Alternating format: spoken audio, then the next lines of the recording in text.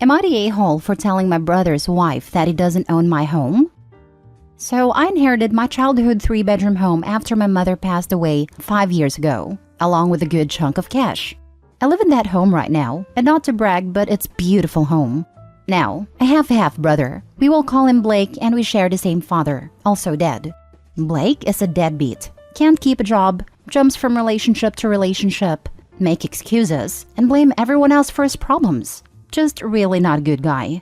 But with my parents gone, he is the only family I have left. So I try to work around it, and he has been living with me for a year and a half now after getting kicked out of his own apartment for not paying rent. Then, he went and got his newest girlfriend knocked up, and decided that meant they needed to get married right away. They got married at our local courthouse. Now I agreed to have her move in. She's carrying my niece or nephew after all. It's been 3 months since they got married, and she moved in, and she'd been rude, demanding, and just outright the worst the whole time. Originally, I chalked it up to being pregnant, but then one day she comes up to me and tells me that I have to move out. I'm confused and ask her what she means. She goes on about how with the baby coming it's time to leave because they need a space. I tell her she has no right to kick me out of my own house, and she comments that since she married my brother, the house was part of hers now too, and that it's weird to have your husband's brother living with you and your kid.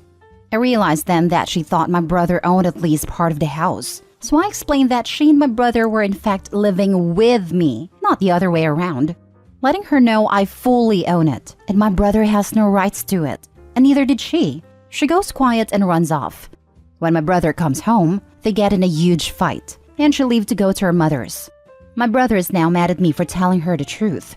Honestly, up until this point I thought she knew, but my brother claims he didn't tell her he owns it. She knew the house was inherited, and since we're brothers, she assumed he owned half, and he just never corrected her. Am I the a-hole for telling my brother's wife that he doesn't own my home? Now for the top comments.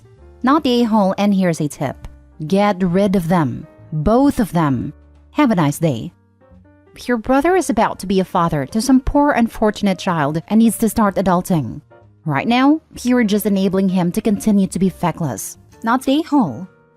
Decent chance she scarpers off, now that she realizes her marriage does not give her a share of the house.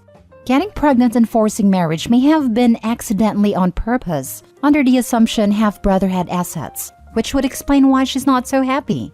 Of course, if OP is silly enough to continue underwriting her life, she'll stick around. If it was accidentally on purpose, then if she's truly plucky, there is a decent chance she'll see whether she can change horses. It's a tricky maneuver to jump from one saddle to another while underway, but she may just see it as an enjoyable challenge. Not the a-hole, but you are foolish for letting them mooch off you like this. Prime example of why found family or none can be better than given. If Opie put his effort into his meaningful friendships rather than these two gluttons, he'd be better for it. Not the a-hole, but Opie, have you talked to a lawyer? I've read about people finding loopholes and somehow ending up with property that wasn't originally theirs. Make sure you protect yourself. Typically, that happens when the owner doesn't live there, and the other party has lived there for years and years. The girlfriend discovered the brother owned the house, and then didn't demand he leave still. So she clearly has some rational thoughts in her head. Adverse possession has to be hostile. That is, if they have explicit permission to live there, they are never going to just end up with the property. The worst they can do is drag an eviction battle out. Next story. Am I the a-hole for losing it with my former mother-in-law and saying I don't want to help her granddaughter? My ex-husband died 6 months ago. We were divorced for 3 years. Prior to that, after he cheated on me for about 6 years with a woman he married after our divorce. Ex and I share 3 children together. A 17-year-old son, 16-year-old daughter, and a 15-year-old daughter. Ex got his second wife pregnant while we were married, which is how the affair got revealed in the first place. I kicked him out and cut ties, except for semi-civil co-parenting. I have never had anything to do with his daughter who is now 3. After my ex died, my former mother-in-law took her in temporarily. She's in poor health, and my ex was her only child. The mother of the child had no family who was willing to take her, so she wanted to try and keep her out of foster care. My former mother-in-law asked me about 2 months ago to consider raising her granddaughter, seeing as she's the half-sibling of my children. I told her I did not want to do that. She spoke to my children, and they refused to ask me on her behalf. She suggested that my children might want to keep her in their family, and how could I deny them that chance? So I asked my children if they had any thoughts or plans to take her on once any of them were 18, and they all said no. My son said his grandma had mentioned that to him, but he didn't care. My girls share a similar sentiment, though she did not ask them directly. Former mother-in-law reached out again, and I told her my answer was still no. She suggested that her granddaughter is my family, and I cut her off and said that is not true. I told her I am not the child's mother, stepmother, and nor anything that would imply family. She told me she will need to let a caseworker know in the coming weeks that she needs a foster home if I can't take her. She told me to do it for her granddaughter, that she's innocent. How can I not love her? And rambled on a lot about that. So I lost my cool, snapped at her, and told her I don't want to help her granddaughter, and foster care is the best place for her if she can't raise her. Former mother-in-law told me I was a horrible, evil woman, and that it was no wonder my children don't care about their sister when I had that attitude about her, and she hoped one day it wouldn't come back to bite me in the butt. Am I the a-hole for the way I spoke to her and for what I said about her granddaughter? Edited to add, X and his wife, aka the mother of the child, both died. It was a car crash. Not the a-hole. Yes, the child is a half-sibling to your children, but that does not create an obligation on your part. Some people are able to take on roles like your mother-in-law is suggesting, and some people can't/won't. There is nothing wrong with that. Your ex-mother-in-law needs to back off. This was her choice. Now she can deal with it. And how great of a life would that child even have? Being raised by the person who was cheated on, and her being a constant reminder of the infidelity. Seems kinder to give her a clean slate with a new family that can love her without baggage. To clarify, the clean slate would be the foster family not seeing the daughter as the product of an affair. Unfortunately, I don't think there are many outcomes where she doesn't go through trauma. I've heard my share of stories from adults who were the love child, and it's really heartbreaking to hear how the immediate and extended family couldn't unsee the betrayal, and the child suffered. I had one woman tell me she felt guilty for being alive. Apparently, she's choosing the path where she loses all of her grandchildren too. Raising a 3-year-old when your youngest is 15? Even if it was a good friend's kid, it's a lot to ask, and depending who, too much to ask. I would definitely cut contact if she's trying to guilt the children because of this. Not the a-hole. Not the a-hole. It is insane for the ex-mother-in-law to try to rope you into this. He went above and beyond even talking to her kids about this. That child has been dealt a terrible hand, and I hope she isn't failed by the foster system. I mean, it's not insane. It's desperate. I can understand 100% why she's trying to do it, but also why it's never going to happen. Everyone has been dealt a crappy hand here, and it's obviously gotten to an inevitable and pleasant conclusion. She's lashed out, which she obviously shouldn't, but the whole thing is just sad. No a-holes here. Just a terrible situation that pushed people too far. No a-holes here. You are completely within your rights to say no, and I don't blame you. At the same time, I cannot fault a grieving mother for fighting tooth and nail to try to protect her grandchild from being mistreated in the foster care system. This is an awful situation all around. Next story. Am I the a-hole for liquidating my daughter's college fund to keep our dream house? I, 50 female, lost my husband 4 years ago. I also have a 16-year-old daughter. My late husband left me everything and told me to trust his lawyer. My husband had worked for 20 years as a doctor and did some minor investing, so I inherited over 7 figures. A year later, I decided to list our home of 12 years and received an offer too good to refuse. With the inheritance, as well as the influx of cash from selling the house, I decided to move my daughter and I to Malibu because we always dreamed of a home next to the beach. But my husband was exceptionally tight-fisted and called homes their money pits. We found a beautiful home by the sea. I never personally handled anything regarding buying a home before, so I did not anticipate all the extra costs beyond the sticker price. But my daughter was so excited, so I decided to go for it. My late husband's lawyer was furious at my decision, so I decided to stop taking his calls, and I ended up signing with a money manager who said that we'd be passively earning 90% of what surgeons earn per year. But the money manager ended up tanking a lot of our investments. I took the dwindling money out and made my own investments, which made it worse. And long story short, because all of that, I only have around $35,000 available to me now, not to mention our debts. With the amount available to me, I'm looking at only being able to pay 1 month of a mortgage/upkeep, and then I'm basically out of luck until my business gets clients. However, The place where we do have a significant amount of money is the fund my husband started for our daughter. With the money there, I could prevent our credit cards from being shut down and not have to worry about the mortgage for many more months.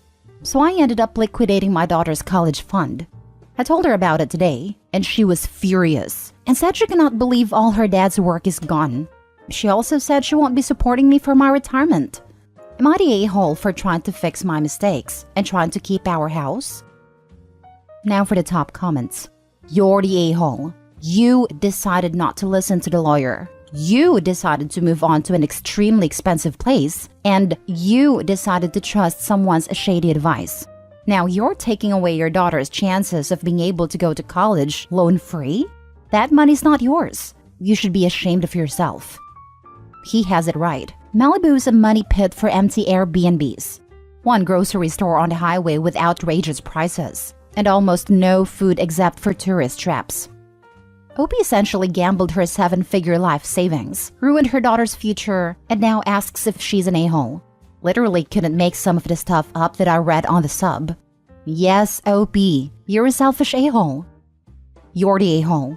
You made an extremely poor financial decision and disregarded those around you who were offering you more sound financial advice.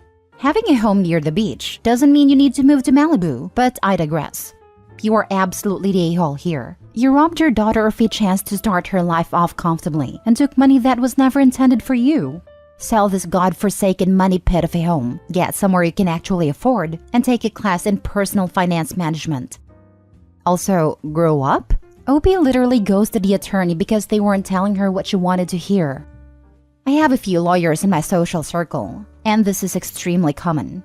From the sounds of it, emphasis on the extremely. This is what we want to do. That's illegal. You'll almost definitely be caught. It's a waste of your time and money. Well, I want to do it. I advise the exact opposite. Here's a list of reasons this is a terrible idea. God, this is why people hate lawyers. You don't get it. As a conversation I think I've heard complained about dozens of times at least. Lol. Why would someone hire a lawyer for legal advice and then completely fly in the face of it? Hell if I know. I'm a lawyer. Can't confirm. People ask lawyers whether they can or should do something and then become furious when we tell them no. You don't hear from them again until the thing they did anyway blows up in their face, at which point they are still furious. But this time it's because you didn't stop them. Just like on aita, people are more interested in validation than the truth. And this is one of many reasons why I am no longer in legal practice. Last story. Am I the a-hole for ruining a wedding, although I told the bride I shouldn't sit next to my ex? I was in a relationship from 18 to 24 years old. He was 5 years older. He wanted children and marriage in the next 2 years, but I didn't want that at a time, so I broke up with him.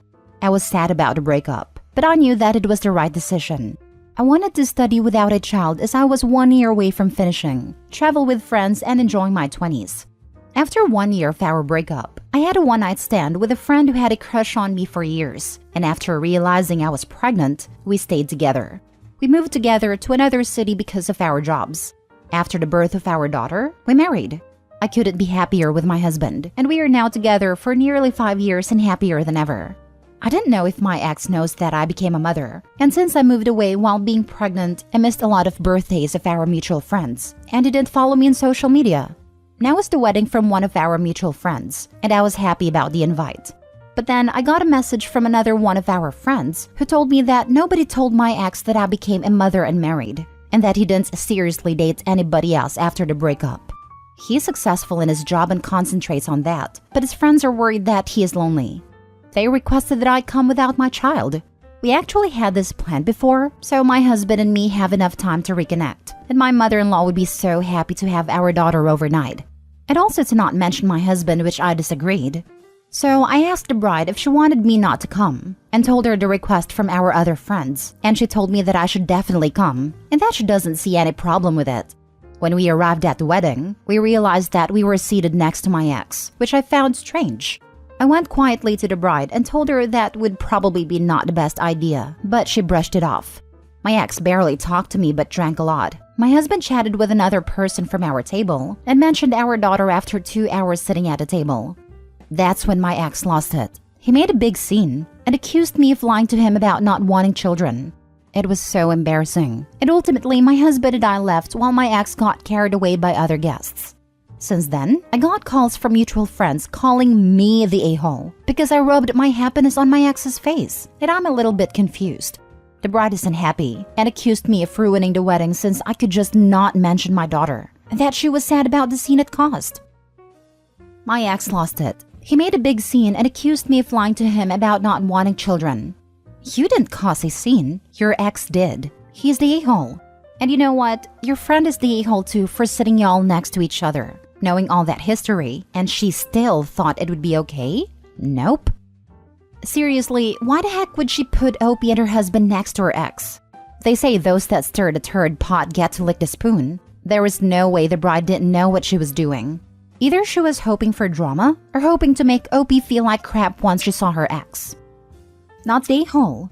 Oh please, they sat you next to your ex on purpose. There is no way they didn't know he wouldn't behave that way when drinking. It's on him for acting that way, not you. You even asked to be moved. Total setup by her so-called friends thinking they could get you two back together. Pretty obvious whose side they were on when they broke up. The ex probably made himself look like a victim because the woman he wanted wouldn't marry and have kids with him when he was telling her to. And for the past 6 years, they've had to watch this poor sap be miserable that he couldn't control Opie. That even now he feels she owes him an explanation because she had the audacity to have children. And no one tried to get him to move on. Opie's so-called friends probably hoped she would show up alone to not upset the ex, and that they would magically fall back in love. I think the bride was hoping she would see her ex and realize what a huge mistake she made, drop her husband and baby, then run off into the sunset with the ex.